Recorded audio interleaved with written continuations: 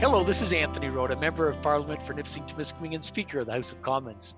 With the COVID-19 pandemic having a major impact on our daily lives, I wanted to reach out to community leaders and business owners around the riding and check out how they handled this last year. It certainly wasn't easy, but the resilience that's out there is amazing, and it never ceases to amaze me. Today, I'm joined by Amber Livingstone, the Executive Director of Downtown North Bay. Good morning, Amber. How are you this morning? I'm doing well, Anthony, and yourself? I'm doing fine. Thank you for joining us today. And maybe tell us about Downtown North Bay. I always want to say DIA. Now, does it? It doesn't go by that anymore, does it? We're rebranding. We've got a Mhm. fresh new look. And because we have that wonderful connecting link to the waterfront, we're kind of getting people used to downtown North Bay and waterfront minutes away. What a natural connection there, because I mean, there is a walkway that brings people out there, and they can come back to the downtown. The two work very well together. Tell me It's about. perfect. Tell me about some of the things you're pulling, you're doing in the area or in the downtown area. Well, we are excited to be closer to the target to reopening. That's very exciting. And we've gotten some new businesses in the downtown. Some have not yet opened, but are opening soon. I'm talking about a donut shop. They're very good gourmet donuts. But it's really wonderful to see some entrepreneurs who have opened businesses during this time that we've been in for the past year and a bit.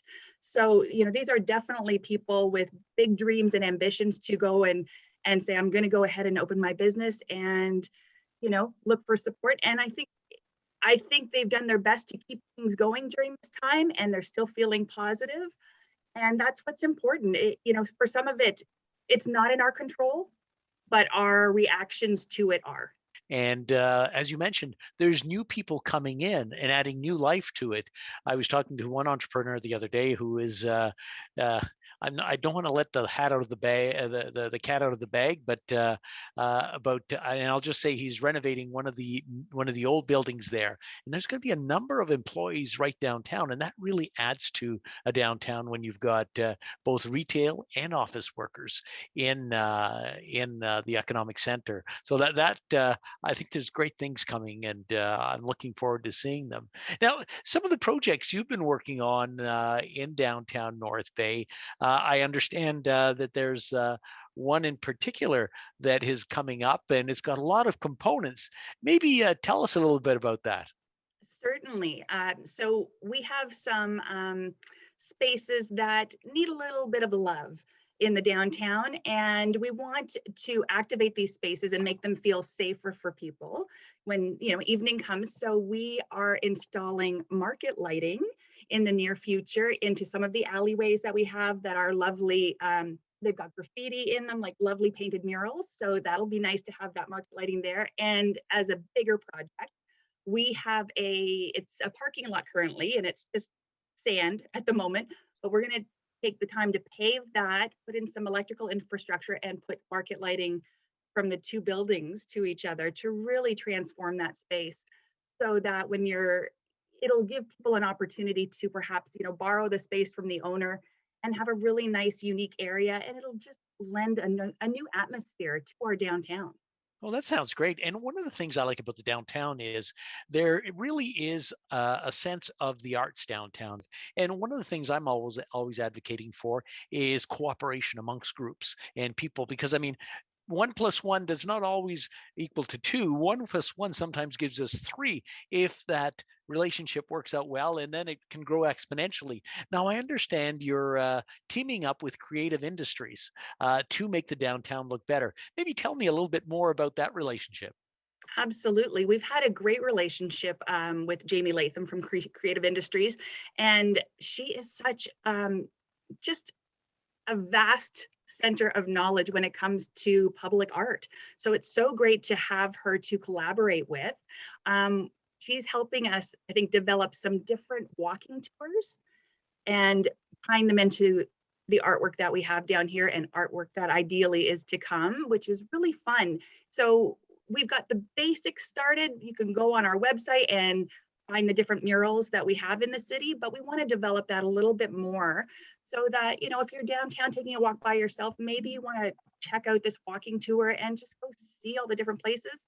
For the younger people who know how to take selfies well, not me, it's a great opportunity for them to go and snap a picture in front of this beautiful wall behind them. Well, that sounds great. And I understand there's a virtual tour coming in, as you mentioned, the website. So anybody looking ahead to see, okay, maybe I'll get an idea. Can they find anything online that will tell them how they can get through or how they can make it happen? Currently, we do have the mural one on there. It's on our website, which is downtownnorthbay.ca. And under Discover Downtown, we've got an area that shows you this walking tour and where these murals are to go and check them out, which is really fun and such a simple way to go and guide yourself along the way. But we want to develop that a little bit more. And we've also included a project that has been ongoing since last year with traffic boxes. So we are covering some of the traffic boxes in downtown, 13 to be exact, with art from local artists that, we chose, and we've already got 3 of them downtown that are installed, and they're just beautiful. It adds something. You don't realize there was a traffic box there, and then all of a sudden it's a piece of art.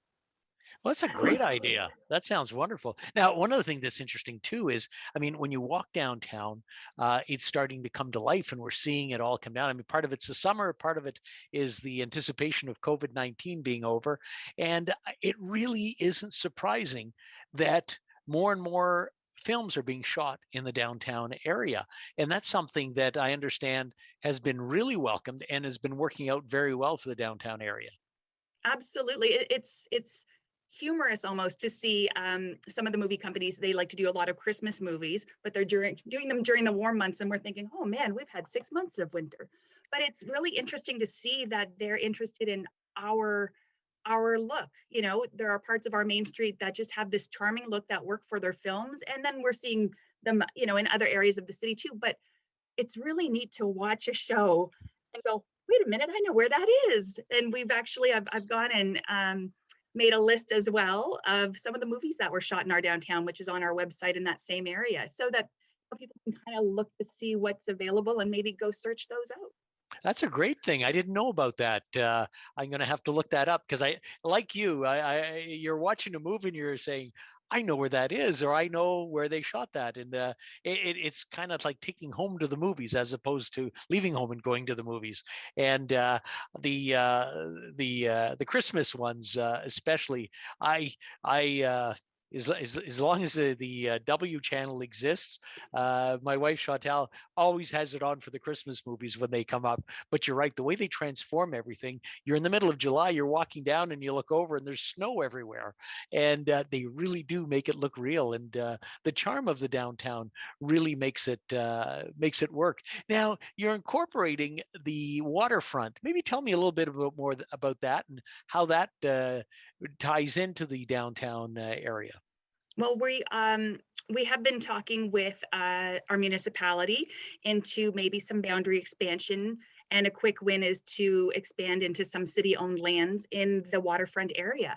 So with that connecting link right there from, beside the museum, you are literally not even 5 minutes away from our beautiful waterfront. So it's a natural progression to, get people to go down and take a walk. We've got the most beautiful waterfront. And you can take advantage of it on your lunch break. I mean, it doesn't get much better than that.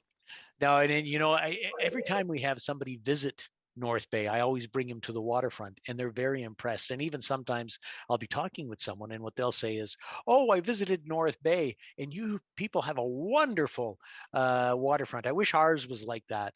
And my hat goes off to the people who had the vision to do that. Now, maybe tell me, there's a lot of different things going on in the downtown.